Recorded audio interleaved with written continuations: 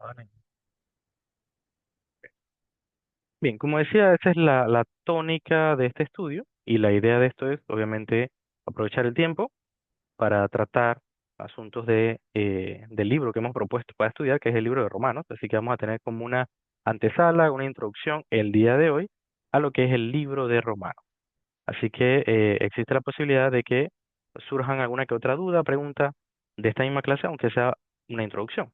Y dedicaremos unos 15 a 20 minutos al final, antito, antito de las 8. La idea es que no nos extendamos demasiado, ¿verdad? Y que en última instancia no pierda la noche. Aunque estoy seguro que cada uno de ustedes, como hijos de Dios, ¿verdad? Tiene una fascinación y una pasión terrible por las escrituras y que el tiempo, ¿verdad? Se hace nada a la hora de descansar en ello. Sin embargo, no se agobie por ello. Usted puede seguir estudiando las escrituras después de la clase, después puede ir el domingo a la iglesia, ¿verdad? Y va a seguir estudiando las escrituras. Así que queremos llevar esto con orden, pero al mismo tiempo aprovechar el tiempo para aprender. Así que, hermanos, solamente le pido esa colaboración durante la exposición, que son los primeros 30, 40 minutos máximo. Evitar quizá las interrupciones, hermanos. Las interrupciones. Si usted quiere hacer una opinión de algo, puede apuntarlo en su libreta y todo, y justo al final de esa sesión, usted puede intervenir. Esto se lo digo más que todo para ayudarme a mí, porque yo soy alguien que si me interrumpe, me voy por allí y hasta adiós. Me fui por esa línea. Pero la idea obviamente es que usted pueda también apuntar las ideas o aportes que quiera hacer o dudas y al final usted tendrá la oportunidad de hacerlo. Así que, y no que no perdamos la secuencia de la lección, ¿ok? Así que, como dije, esta es la primera lección, es una introducción a la epístola de Romanos. Ya comparto con ustedes.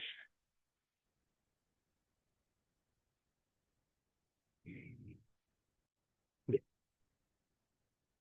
bien, mis queridos hermanos, con respecto a esta epístola, mucho se ha dicho, mucho se ha hablado. Es una epístola que es crucial dentro de nuestra historia como creyentes, como protestantes incluso. Prácticamente este es el libro que inicia ese despertar de la protesta en hace más de 500 años, en específicamente Alemania. No que no hubiese destellos de, de la búsqueda de la verdad y de restaurar la iglesia en su corrupción de aquella época, previamente a la aparición de Lutero, por ejemplo. Sin embargo, hay que admitir que la influencia de Lutero fue, y el impacto de Lutero en la historia fue obviamente enorme en comparación a los que habían venido previamente, incluso los que vinieron posteriormente. Pero este libro fue crucial en el entendimiento del Evangelio para este monje, ¿verdad? Alemán, para poder escribir lo que se conoce como las 95 tesis y que posteriormente se convirtió, ¿verdad?, en la Reforma Protestante. La Reforma Alemana y luego la Reforma Protestante en toda Europa y hasta el día de hoy, usted y yo, que nos consideramos protestantes. Este libro es crucial. Tal como compartía en el grupo hace un tiempo, esta epístola es, para mi concepto, la teología sistemática del apóstol Pablo. Cuando me refiero a teología sistemática, es ese compendio de doctrinas cristianas, ¿verdad? En un orden, ¿verdad? Un orden específico que se compenetran cada una con la otra. Normalmente cada iglesia tiene un compendio de doctrinas y ese compendio de doctrinas inicia como, por ejemplo, la revelación de Dios, las Sagradas Escrituras, el Evangelio, etcétera, etcétera, etcétera, pero hasta las últimas cosas. Este libro eh, viene a ser como eso, viene a ser como un compendio doctrinal para la iglesia. En este caso, obviamente, para la iglesia de los romanos o la iglesia de Roma, pero obviamente sabemos que es para nosotros también. Bien, ¿cómo inició la iglesia en Roma?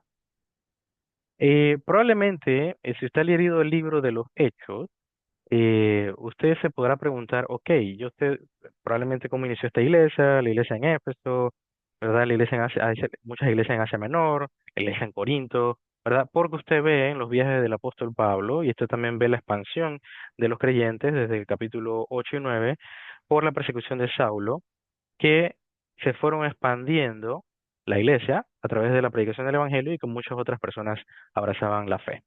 Sin embargo, no hay una mención explícita del momento exacto en el libro de los Hechos, que es obviamente una base histórica bíblica del avance de la iglesia. No existe en sí un, una evidencia específica y clara de cómo inicia la iglesia en Roma, ¿verdad? Solo sabemos que hay una carta del apóstol Pablo a la iglesia de los romanos y, pero, y usted podrá entender por lo que vamos a leer ahorita, eh, ya puede ir buscando en su Biblia, si la tiene a la mano o si la tiene virtual, como usted desee, eh, el primer capítulo del libro de los Romanos, desde el versículo 8. Vamos a leer algunos versículos, no todos, pero algunos versículos son interesantes. Primeramente, usted va a ver que hay un deseo de parte del apóstol Pablo en esta primera introducción de la carta. El primero dice en el versículo 8, primeramente doy gracias a mi Dios mediante Jesucristo con respecto a todos vosotros, de que vuestra fe se divulga por todo el mundo. Hay que aclarar que aquí es un lenguaje de hipérbole, obviamente el mundo no se refiere a todo el mundo, pero sí a un mundo comercial de información, donde la información existiera en Europa, Medio Oriente, en aquella época, allí había llegado el testimonio de los romanos. Y evidentemente Roma, y muy importante acá, Roma era prácticamente el centro del mundo en esa época. Así que todo, Roma era un epicentro de eventos. Cualquier cosa que ocurriera en Roma resonaba en el resto de Europa y el sur de Europa y Medio Oriente. Bien, dice, porque testigo me es Dios, a quien sirvo en mi espíritu en el evangelio de su Hijo, de quien sin cesar hago mención de vosotros siempre en mis oraciones, rogando que de alguna manera tenga al fin, por la voluntad de Dios, un próspero viaje para ir a vosotros. Y dice me encanta esa mención de al fin, ¿no? Que pueda tener la oportunidad de ir. En otras palabras, aquí qué podemos decir, Pablo no ha ido a Roma hasta el momento. Pablo no es el apóstol a los gentiles, el misionero al cual Dios, ¿verdad? Le dio la encomienda, tremenda encomienda, de iniciar la obra en Roma. ¿Qué estoy diciendo acá? Que Roma no inició por la predicación de Pablo. Entonces fue Pedro. Tampoco existe ningún testimonio, ninguna razón para llegar a esa conclusión, por lo menos en el libro de los Hechos y fuera de las Escrituras tampoco. No existe evidencia de ello. Ahora, hay un evento en la historia de la iglesia que hace mención muy discretamente de un grupito de personas que estaban allí y que obviamente luego cada uno volvió a su lugar de, de residencia, al lugar donde vivía. Y es el libro de Hechos, capítulo 2, versículos 10 y 11. El libro de Hechos, capítulo 2, versículos 10 y 11, nos habla acerca de la venida del Espíritu Santo, lo que se conoce como Pentecostés. Es el advenimiento de la promesa del Padre dada por Jesucristo a los discípulos y que les había dicho que perseveraran en el aposento alto en oración y que Dios enviaría dicha promesa, dicha promesa.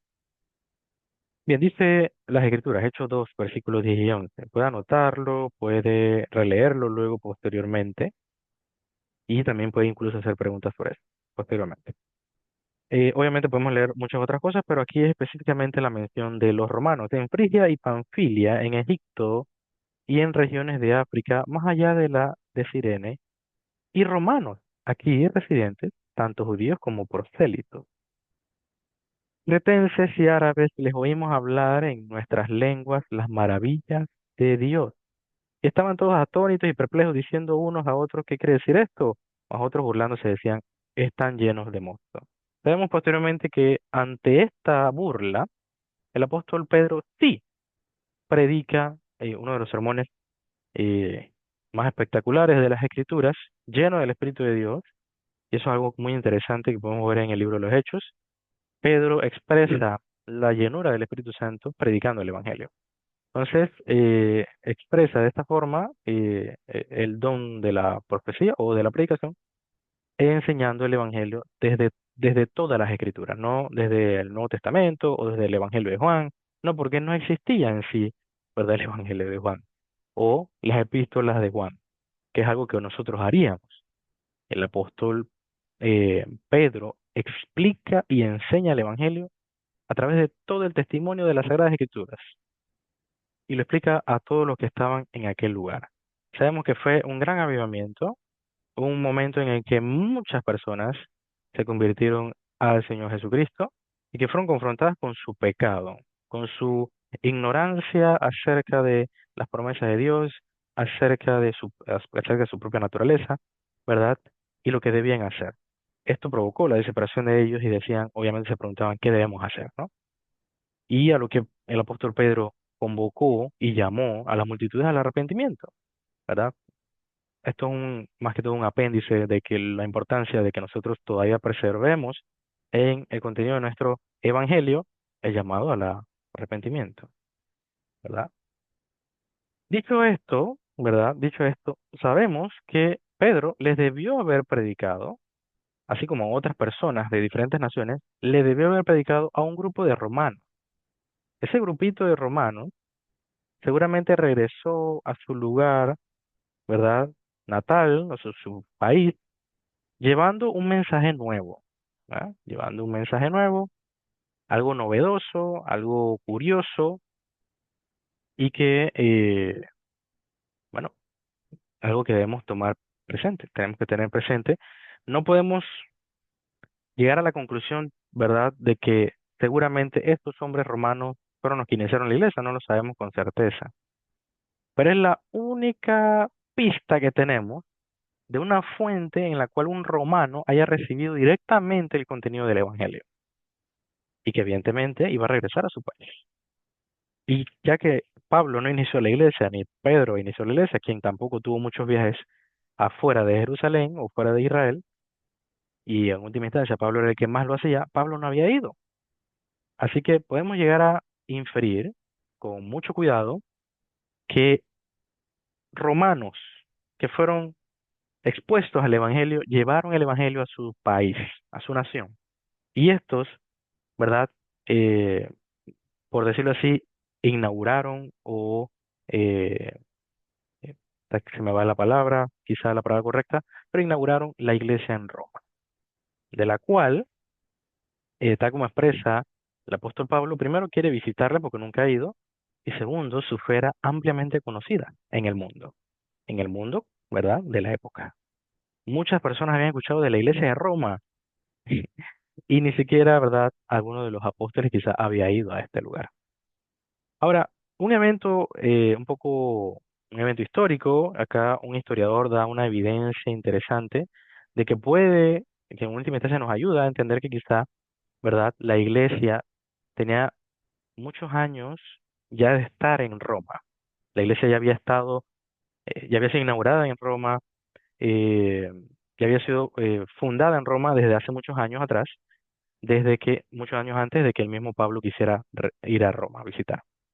Un historiador llamado Setonio afirma que la razón de la orden, ¿verdad?, de Claudio para la expulsión de los judíos de Roma era porque habían unos tumultos causados, esta es la frase que está descrita en ese documento del historiador, causado por instigación de Cresto, impulsare de Cresto.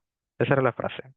Entonces, según muchos teólogos y eruditos sobre este tema, comentan que era muy habitual que personas no necesariamente cristianas, historiadores o personas que eran terceros en cuanto a temas cristianos, en este caso Suetonio es uno de ellos, así muchos otros, emperadores o guardias o oficiales, lo que sea, eh, hacían, eh, trataban de conjeturar la palabra Cristo de la forma en que ellos podían, la entendían o la escuchaban y no necesariamente eh, decían Cristo o el Mesías, no lo decían. Simple y llanamente, así como lo entendían, así mismo lo expresaban. Entonces, según muchos teólogos y eruditos, Cristo no es la primera vez que surge en diferentes documentos históricos relacionados al cristianismo o a los seguidores de Cristo. Es algo muy común que de forma equivocada, se expresaran así de el nombre de Cristo. Por consiguiente, ah, de forma bastante, hay un acuerdo bastante amplio de teólogos que aseguran que esta expresión de el historiador Suetonio es acerca de Cristo. Entonces, ¿qué cosa podría enardecer tanto a un judío, hacer que provocara alboroto, contienda, persecución, bullicio en las plazas públicas, sino otra cosa que la predicación acerca de Jesucristo? Y entiéndase, judíos habían en todas partes.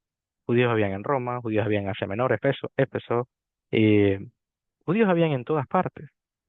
Y en Roma, ante la aparición y avance de la iglesia cristiana, de la iglesia de Cristo, así como lo hacía Pablo, también los cristianos, evidentemente, y estoy casi seguro, trataban, ¿verdad?, de hacer este trabajo evangelístico y proselitista con los judíos, de lo cual evidentemente compartían muchas cosas. Como compartían muchas cosas, al mismo tiempo buscaban predicarles la fe completa, el consejo de Dios completo.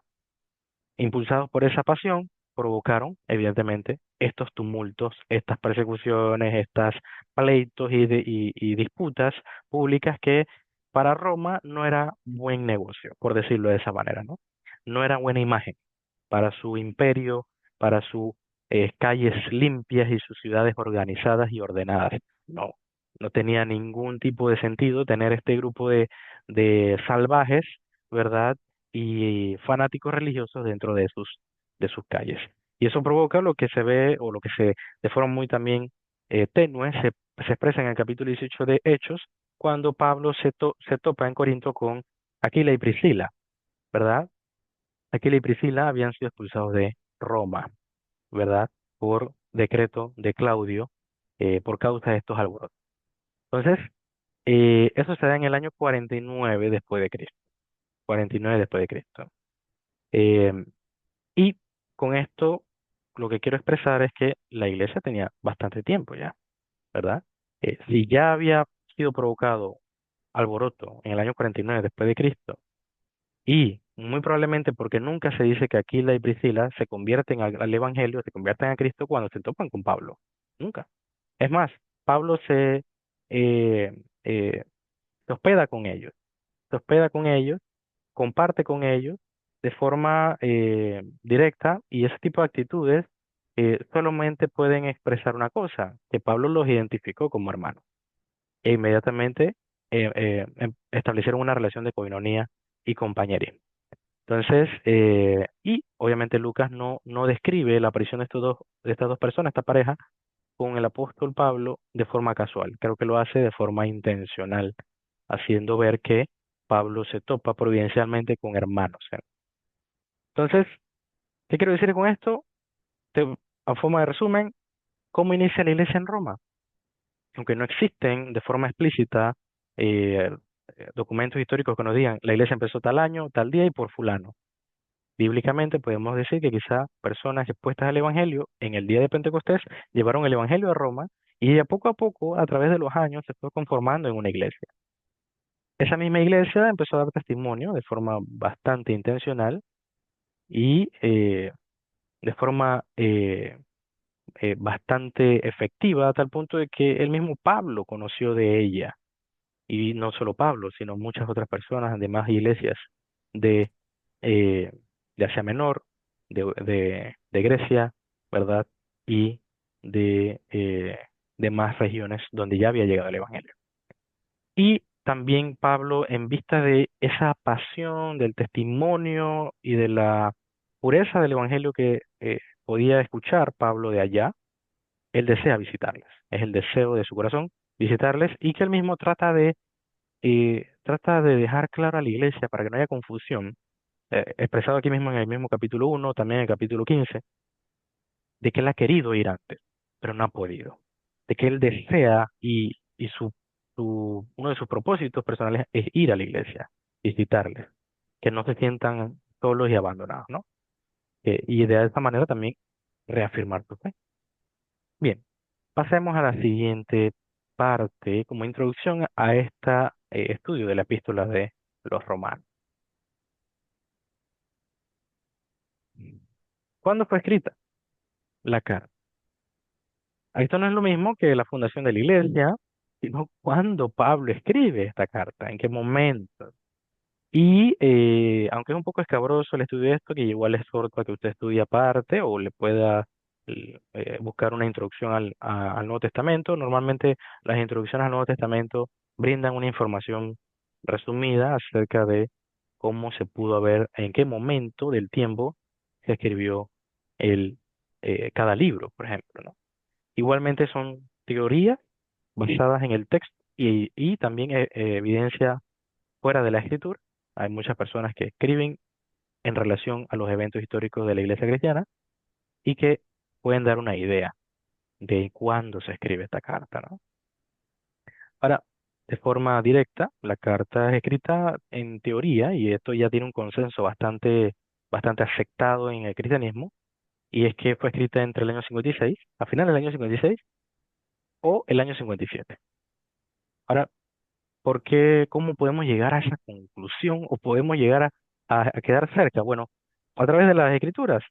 Como le dije, el capítulo 15 nos hace mención de algunos, otra vez, nos vuelve a recordar el deseo de Pablo de ir a la iglesia, pero también menciona otras cositas.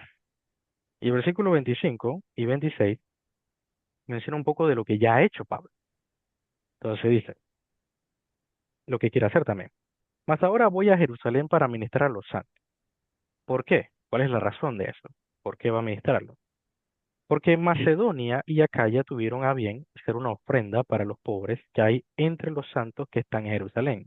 En esa época Jerusalén estaba padeciendo de una pobreza bastante intensa, bastante clara y evidente, que eran las vísperas también de lo que sería una guerra posteriori y posteriormente la destrucción de Jerusalén. Pero estaban padeciendo por asuntos políticos, por asuntos bélicos también, estaban padeciendo pobreza y los hermanos de las iglesias de Jerusalén estaban padeciendo hambre y gran necesidad. Por eso también en el libro de Hechos, capítulo 24, el apóstol Pablo narra su historia, uno de sus testimonios, y en el capítulo 24 él habla de que él pidió limosna para la iglesia, ¿no? Entonces, esta es la mención de eso. También el apóstol Pablo a los corintios casualmente les exhorta a que sean generosos, a que no sean, ¿verdad?, tacaños y obviamente amantes de las cosas materiales, sino que sean generosos. Y pone de ejemplo a los hermanos de Acaya y Macedonia, ¿verdad? Entonces, ¿por qué? Porque ellos también quizá no eran personas adineradas, pero también fueron personas desprendidas y pidieron y rogaron participar de esta ofrenda. Entonces, pues le pareció bueno y son deudores a ellos, porque si los gentiles han sido hechos participantes de sus bienes espirituales, deben también ellos ministrarles de los materiales. En otras palabras, tanto los macedonios como eh, los hermanos en Roma son en última instancia bendecidos por las promesas dadas al pueblo de Israel. Esas bendiciones dadas al pueblo de Israel, ahora todos nosotros somos recipientes de ellas. Y como tenemos esas bendiciones, ¿verdad? Al mismo tiempo, ¿por qué no bendecir a los hermanos judíos, a los hermanos israelíes que están pasando necesidad a través de nuestros recursos materiales? Entonces, eso es lo que ocurre acá. Y lo que hacemos hincapié aquí es que el apóstol Pablo dice que se dirige a Jerusalén, pero también dice que él se dirige a España, que él va a pasar por acá y va a ir a España. En versículo 28 dice, así que cuando haya concluido esto y les haya entregado este fruto, pasaré entre vosotros rumbo a España. En otras palabras, Roma iba a ser una escala en su viaje a España. Entonces, él, a lo largo de esta pequeña expresión, él también muestra su obra a través de la obra misionera y evangelística. Ya les muestro unos versículos previos. Él habla de por qué quiere ir a España. Bien, versículo 20. Y de esta manera me esforcé a predicar el Evangelio, no donde Cristo ya hubiese sido nombrado, para no edificar sobre fundamento ajeno, sino como está escrito, aquellos a quienes nunca les fue anunciado acerca de él, verán, y los que nunca han oído de él, entenderán. Entonces el apóstol Pablo aquí ya había terminado varios de sus viajes, había ya abarcado bastantes regiones en sus viajes misioneros y ahora se dirigía a España, donde no había llegado el Evangelio. Y para llegar a ese lugar, eh, iba a necesitar pasar en medio de, de Roma, ¿no? De la iglesia de Roma. Entonces, otra cosa, en su epístola, la epístola de los romanos, al final, el capítulo 16, donde mucha gente ignora este capítulo y lo pasa por alto porque son puros saludos, menciones, que si pasan a buscar esto, aquello, lo otro, varias cositas que para algunos les parece insignificante. Bueno, en esas menciones se describe a Febe, una diaconisa de la iglesia, en el capítulo 16, versículos 1 y 2, y ella era de la región costera de Corintio. Ella era de ahí. Gallo y Erasto también eran de esa región y que son mencionados posteriormente en Primera Corinto, capítulo 1, versículo 14, y también en la segunda carta a el discípulo Timoteo, refiriéndose a Erasto. Entonces, no confundir a Gallo con Gallo de la tercera carta del apóstol Juan, que no es el mismo. Pero sí, muy probablemente, el mismo Gallo de Romano es el Gallo de Primera Corinto. Entonces, estas menciones de estos individuos nos dicen una cosa.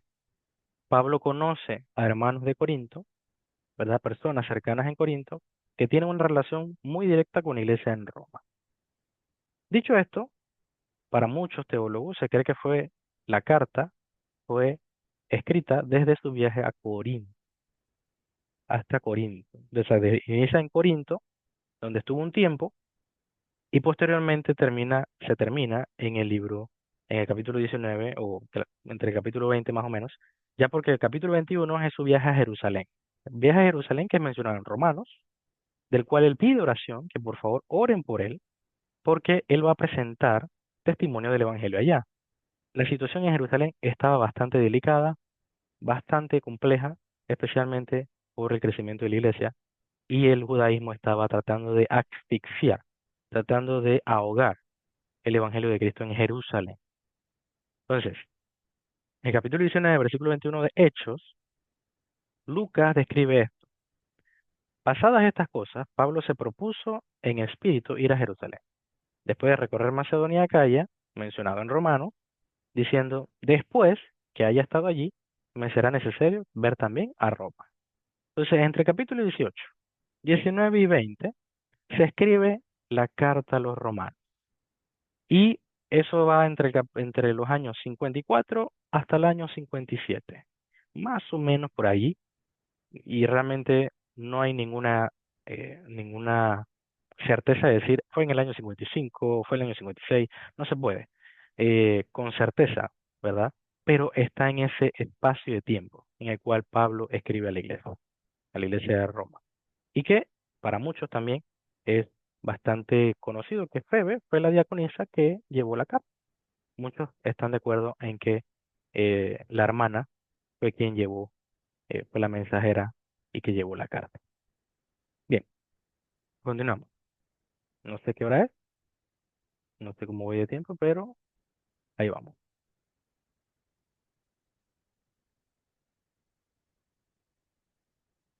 Bien,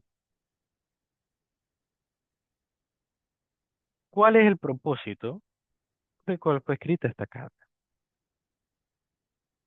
Para mí era sencillo, antes de empezar a estudiar sobre la carta, para mí era sencillo, era decirles aquí, venir y decirles, bueno hermano, claramente el propósito por esta carta es expresar el Evangelio de Cristo a la iglesia, ¿no? Reforzar la fe de los hermanos, era bastante claro, ¿no? Bastante sencillo, Pero entre los estudiosos, entre los eruditos, la situación no es tan clara. Y no es tan clara porque, aunque yo no lo había notado en su momento, eh, las demás epístolas del apóstol Pablo, por ejemplo, la epístola a los Gálatas. La epístola a los Gálatas es clara, directa y concisa. Primero que es corta, pero también Pablo declara en su primer capítulo el propósito por el que le escribe esa carta. Obviamente es una carta de, podemos llamar dos cosas, uno de reprensión y restauración también. Serían las dos cosas, reprensión y restauración, una declaración de lo que es el Evangelio realmente y la libertad que tenemos en Cristo. A la iglesia de Galacia, que había sido invadida por judaizantes, emisarios que venían de Jerusalén, hombres que decían ser creyentes que estaban promoviendo un evangelio falso. Y debido a eso es la severidad del capítulo 1. Pero ya sabemos, usted y yo sabemos que Galacia, la carta a Galacia, tiene un propósito claro. Y ese propósito es, ¿verdad? Corregir y restaurar a la iglesia de Galacia a afincarse en el verdadero evangelio de Cristo. Eso está clarísimo. Pero en el caso de la iglesia de los romanos, Pablo no es explícito. Pablo dice muchas cosas, entre las cuales podría ser. Por ejemplo, en el primer capítulo, él dice, bueno, espero pasar por allá, al fin voy a pasar por allá y brindarles a ustedes un don espiritual, ¿verdad? Uno puede decir, bueno, este es el propósito. Pero en el capítulo 15 también expresa, bueno, en ese mismo capítulo 1 también habla de que él quiere también de ellos tener un fruto, adquirir un fruto de ellos, ¿verdad? Y en el capítulo 15 nos habla de la ofrenda, nos habla acerca de las oraciones por él en su viaje a Jerusalén, ¿verdad? Hay varias cositas que él hace mención y no sabemos con certeza cuál es el motivo real.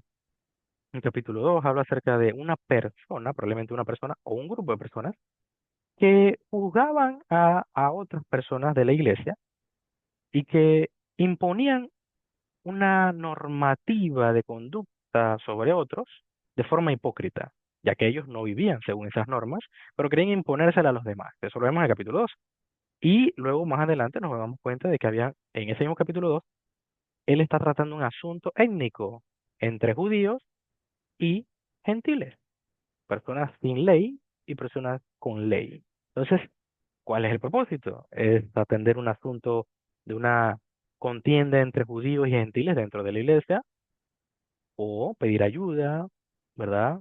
Por las ofrendas en Jerusalén, o un tratado por un compendio de qué es el Evangelio para que la iglesia de Roma no fuese afectada por los falsos maestros judaizantes, puede ser también. Entonces, el problema acá es que Pablo no es explícito. Esto también tiene mucho que ver con qué tipo de documentos es el que escribió Pablo. Obviamente, sus Biblias dice epístola, por consiguiente es una carta que tiene las cualidades de una carta. Pero para mucha gente, no tanta, no la mayoría, pero mucha gente considera que esto es más que una epístola, un tratado, una especie de declaración de la fe cristiana. Y si alguien pide una confesión de nuestra fe, esta es nuestra confesión. Si vienen enemigos de la fe a confundirlos, afínquense en la confesión de fe que les he enviado, que es la carta a los romanos. Entonces, muchos consideran que es una especie de confesión también. Y, oye, maravilloso. Sin embargo, mm, algo que he notado en el estudio del propósito de la carta es que muchos tratan de esquematizar los propósitos. ¿Qué quiero decir con esto? Hay propósitos principales y propósitos secundarios. Aunque no se vea en el texto cuál es cuál, podríamos considerar que hay asuntos que son para Pablo de forma lógica, de forma intuitiva, que son más importantes que otros. Y una carta de 16 capítulos no se escribe porque uno quiera pedir ayuda, ¿verdad? En una oración. Aquí quiero pedir una ayuda y lo voy a decir en el capítulo 15. No, ¿verdad? Entonces, esto es algo que debemos tomar en cuenta, pero sí es parte del propósito de la carta. Entonces, aquí hay un compendio de los propósitos, ¿no? Esto ya es lo que le comenté. Y aquí hago un compendio de lo que más o menos ya se lo he dicho, pero se lo leo. Algunos consideran que la razón principal era para solicitar apoyo para emprender su viaje a España. En otras palabras, necesito, ¿verdad?, de sus donativos, de su apoyo, de su hospitalidad, de tal manera de que pueda yo llegar al lugar al cual me he propuesto por causa de de la pasión y el propósito del Espíritu, que en última instancia es la misión, la gran comisión que tenemos todos. En otras palabras, lo que algunos consideran que Pablo, la real razón por la cual escribe esta carta es para en última instancia decirle a la iglesia, iglesia, necesito de ustedes que me apoyen para poder llegar a España. ¿Por qué? Porque España es un lugar estéril, es un lugar que no tiene fruto del Evangelio. Y por consiguiente, nuestro propósito es llegar a esos lugares. Es el llamado de Cristo, ¿no? Así que la carta es también como una exhortación a que todos estén en la misma idea de buscar, ¿verdad? Alcanzar a un pueblo, a una nación que no conoce a Cristo. Algunos consideran eso. Otros consideran que era un tratado para exponer con detalle la fe cristiana en oposición a los judaizantes de Galacia y Corinto. Entonces, ya Pablo había tenido debates con los corintianos, con aquellos opositores en Corinto, los alborotos que había tenido allá también, y en Galacia, aunque no se expresa de forma explícita todo lo que sucedió en Galacia, evidentemente sabemos que Pablo en uno de sus viajes pasó por aquella región, la iglesia se fundó y también al mismo tiempo, justo despuesito de haber salido de ahí, Pablo se entera de la caída de la iglesia en Galacia y su corrupción, ¿no? Su abandono del evangelio genuino. Evidentemente esto alertó a Pablo y lo llevó también o lo guió a poder expresar en un documento, en este caso la iglesia de Roma, que era una iglesia que en cierto sentido era una iglesia que no tenía la supervisión de ningún hombre que había sido discipulado por Pablo, por decir un ejemplo, y él envía esta carta. Es una carta nutrida, una carta muy amplia, muy clara. También tengo que admitir que en algunos aspectos bien compleja, incluso para una iglesia como la iglesia de Roma, probablemente hubiese sido compleja. Y si para algunos de nosotros es complejo, ahora imagínense, ¿no? Entonces, es probable que esto también haya sido un tratado, como dije, una confesión de fe de parte del apóstol Pablo. Y no es ninguna cosa descabellada porque es que la estructura de esta carta es muy diferente a las demás cartas.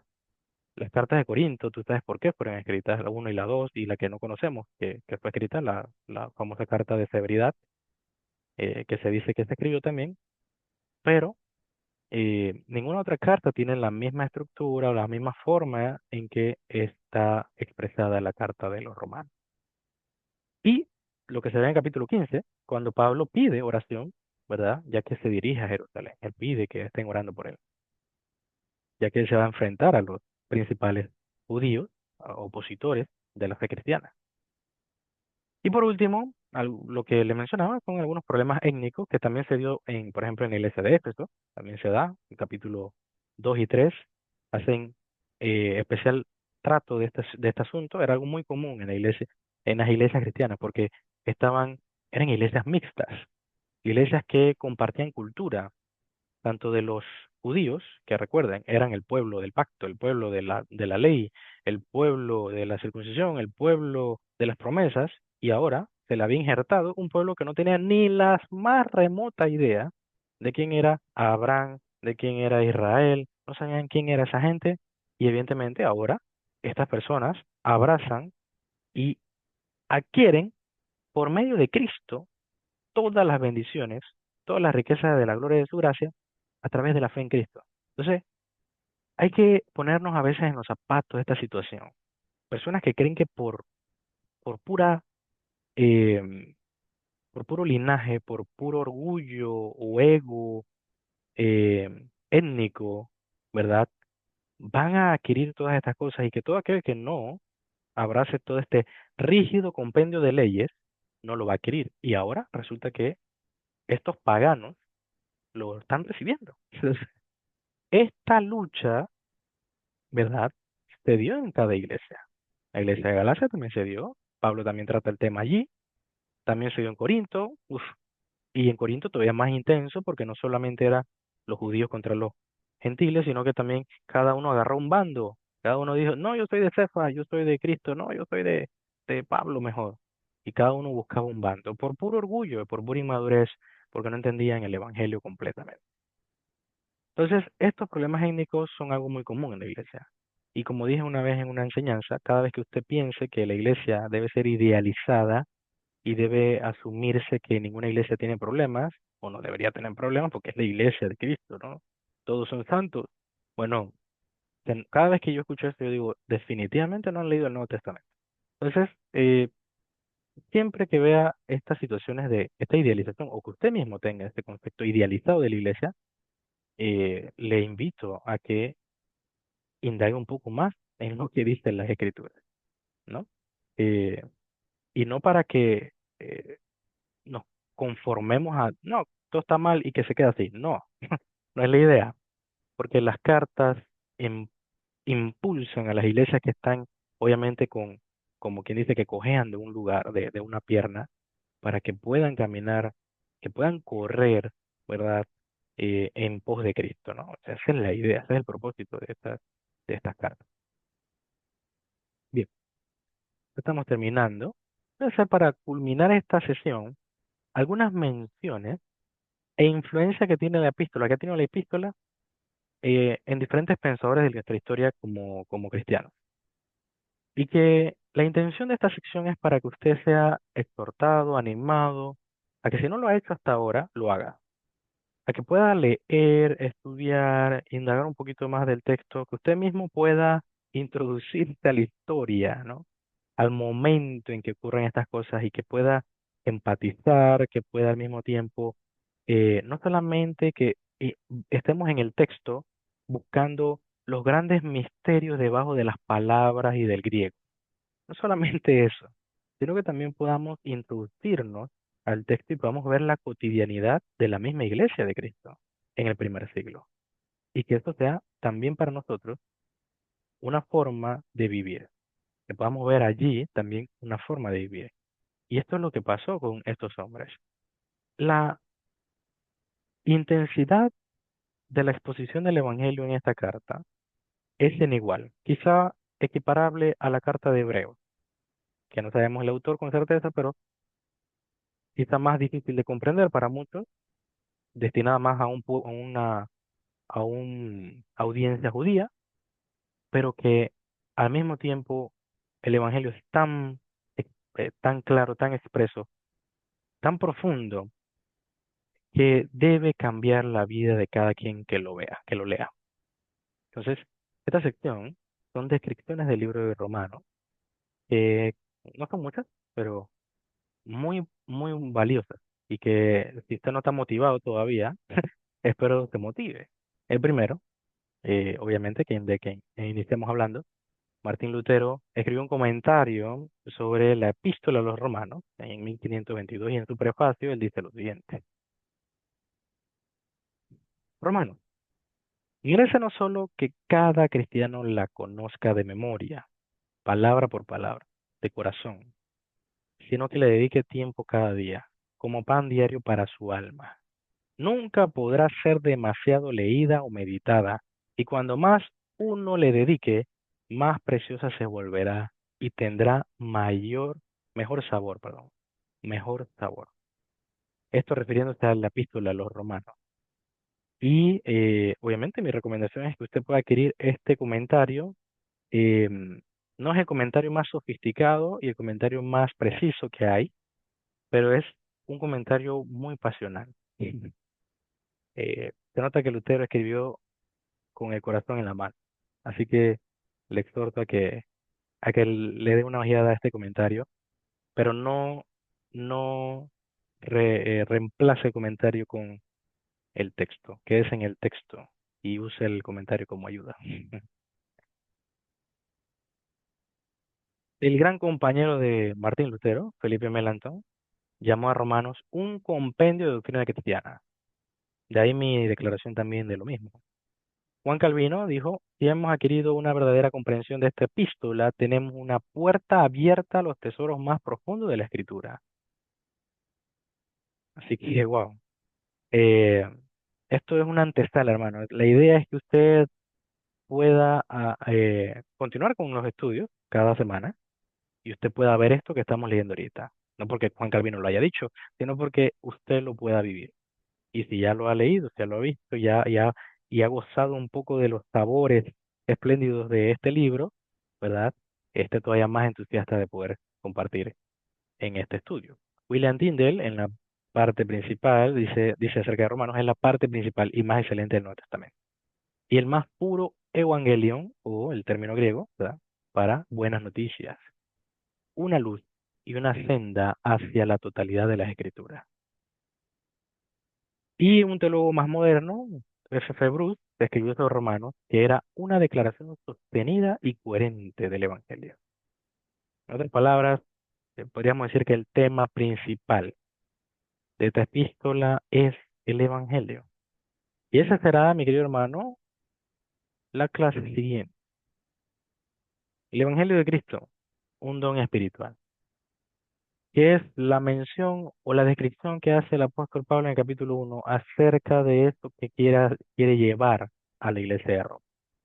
No solamente le escribe el Evangelio, sino que también quiere compartirlo con ellos cuando esté con ellos. Aunque un corto tiempo, cuando esté con ellos, quiere compartir el Evangelio. Y usted lo podrá ver en el libro de los Hechos, cuando Pablo está en Roma y cómo él, a través de la providencia de Dios y cómo Dios lo lleva hasta Roma, su vida la dedica a predicar este don espiritual. Así que la próxima clase, que es el próximo sábado, si Dios lo permite, 29 de marzo, estaremos viendo todo lo que dice el libro acerca de lo que yo considero es el Evangelio de Cristo. ¿Sí? Bien, hermano, estamos todos aquí, nadie está dormido. Amén. ¿Qué tal, Jorge? Bendiciones. Ahora sí ya eh, podemos compartir, nos queda un tiempo. Si tienen aportaciones, con gusto. Si tienen preguntas, con gusto, aunque quizá no haya muchas que preguntar en esta clase, estamos a la orden.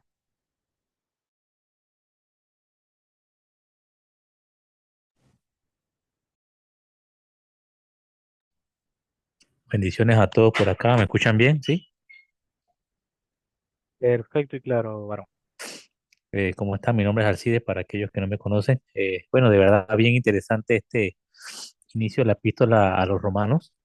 Eh, de verdad me ponía a pensar en esto que escuchaba a mi hermano David compartir, eh, que lo que él decía de que, hablando de la fundación de la iglesia de los romanos, que no hay a ciencia cierta quién fue que la fundó. Es más, ni por ahí se atisba que haya sido alguno de los apóstoles.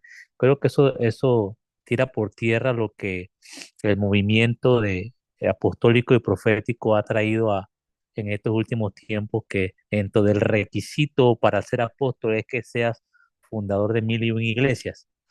Entonces, me ponía a pensar en eso más que todo, de que no necesariamente las iglesias que vemos en el Nuevo Testamento tuvieron esa intervención directa de los apóstoles. Si bien es cierto, en algunos casos, como el caso de Roma, sí hubo esa supervisión, si lo podemos llamar de esa manera, de los apóstoles, pero siempre fue ese mover del evangelio fue, podemos llamarlo espontáneo, que a medida que se iba esparciendo, así mismo iban naciendo las comunidades de fe. Así que muy, muy buena la introducción en esta noche. Excelente, gracias, hermano Alcide. Bendiciones. ¿Alguien más que quiera compartir? ¿Quiera destacar algún punto que hemos visto o si quiere hacer consultas con gusto? Hermano, ¿va a subir esta clase a YouTube o no? Sí, la idea es, ahorita está grabándose en el equipo, o sea, en la computadora y posteriormente en la semana se subirá a la cuenta de YouTube. Ah, ok, es que yo lo grabé también. Que está bien, perfecto. Pero bueno, ya va a estar grabado acá en calidad HD. Sí. Dios le bendiga, Pastor David. Este, ¿Me escuchan? Te escuchamos claro, hermano Yader. Bendiciones. Muchas gracias por la invitación al estudio bíblico del libro de Romanos, que se ha considerado por muchos la cima de la teología, ¿no? Un reto estudiar Romanos, la verdad. O sea, por algo gente como Martino John demoró más de 13 años predicando hasta que le dio su ataque al corazón y tuvo que dejar la prédica. No es que murió, pero dejó la predicación ahí. Tampoco creo que demoremos 13 años en este curso, pero sí Esa es la está muy idea. interesante. Muy interesante. La verdad es que, eh, como dice el hermano que habló ahorita, este, ciertamente la historia no habla que, que Pedro o Pablo hayan fundado Roma, la iglesia en Roma. Tal vez Irineo, sí creo que es el que menciona, pero como una mención ya tiempo después, ¿no? Y eso es lo que utiliza más o menos la iglesia católica, ¿no? Ciertamente sí, Pablo murió en Roma y según la tradición, que está también entre comillas, Pedro muere en Roma, ¿no? Para mí, lo poco que he estudiado en mi ignorancia, Pedro ni siquiera visitó Roma, ¿no? Entonces, el libro de Romano, el primer capítulo, que es lo que vamos a estudiar poco a poco, también desmonta un poco ese papado monárquico de la iglesia de Roma, porque, o sea, Pablo ni siquiera menciona a Pedro y sabemos que ya había un encuentro previo con los apóstoles, ya había habido varias menciones de autoridad de Pablo hacia Pedro, de Pedro hacia Pablo, y que Pablo ni siquiera lo mencione. En ese capítulo 1 también te indica que Pedro no fue el que fundó la iglesia. Yo sí creo y disculpa que me esté extendiendo, sí creo que Romanos es una epístola, pero pienso que Romanos es una epístola muy detallada sobre la doctrina de la iglesia debido a que no hubo un fundador apostólico, ¿no? Eh, Creo que estaba pasando en ese inicio de la iglesia primitiva. Pues, ponemos un ejemplo, Apolo, si vamos a Hechos, estaba predicando y ni siquiera era bautizado por el bautismo de Cristo, sino por el bautismo de Juan el Bautista. Podemos hablar del bautismo prosélito, el bautismo de Juan el Bautista y el bautismo de nosotros los cristianos. Entonces, en esa expulsión de los romanos, eh, se me va el nombre, Aquila fue la que le indicó del bautismo de Cristo. Entonces yo creo que sí, que Romanos es una epístola que habla profundamente de doctrina del cristianismo debido a la falta de una fundación apostólica de esa iglesia. Yo creo que también los únicos dos casos son Colosenses y Romanos, porque fueron los únicos dos lugares donde supuestamente Pablo no visitó. Todas las demás epístolas sí fueron visitadas por el apóstol. Pero la verdad que gracias, muy interesante lo que dijo Pastor, y pues, esperemos todos los sábados estar participando aquí con ustedes de la Iglesia Reformada y los que también están invitados. Excelente, hermano. Gracias por tu aporte y opinión. Todo eso es valioso. Cualquier aporte eh, o dudas que puedan brindar también, en última instancia, eh, realimenta el aprendizaje de cada uno de los que estamos acá. Porque quizá, y lo he dicho antes en clases previas, eh, y yo era uno de ellos. Yo en clase cuando era estudiante también a veces me costaba, por ejemplo en las escuelas dominicales, cosas así, hacer preguntas. Y justamente lo que estaba pensando de hacer preguntas lo dice el extrovertido, ¿no? El Pedro del grupo, como siempre.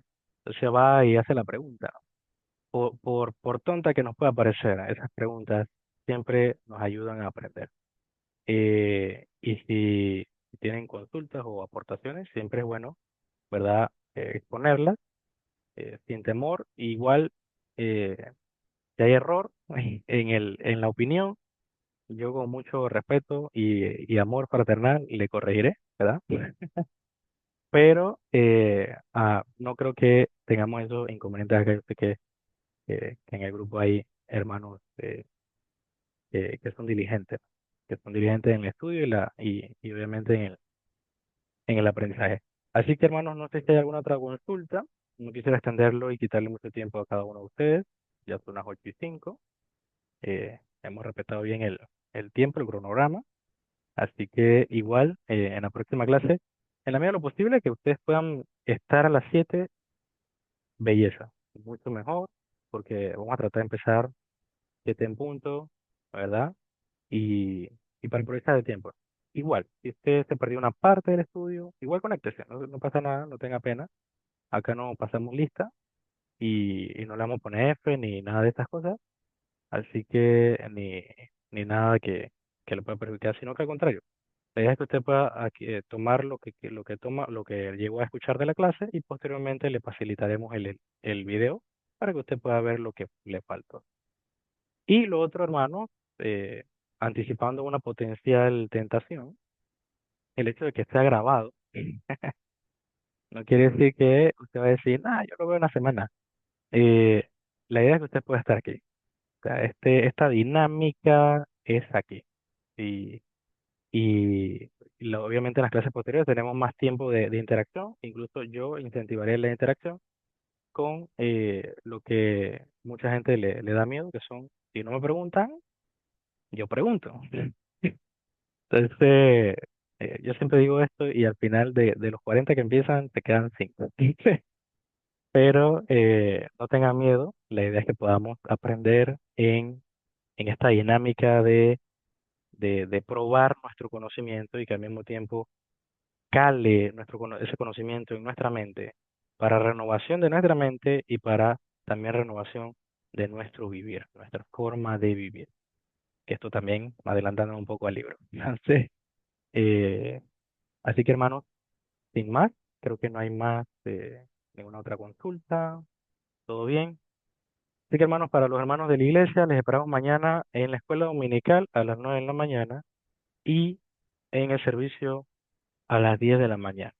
Por favor, les pido obviamente eh, puntualidad y que podamos compartir todos juntos. Y obviamente a los hermanos que no son de la congregación, feliz del Señor mañana y que el Señor en su infinita voluntad y, y beneplácito puedan todos gozar de su comunión y al mismo tiempo eh, exaltar al Señor en sus comunidades. Así que, hermanos, buenas noches, que tengan un excelente descanso, reparador descanso y nos vemos la otra semana. Saludos a todos. Bendiciones, chao.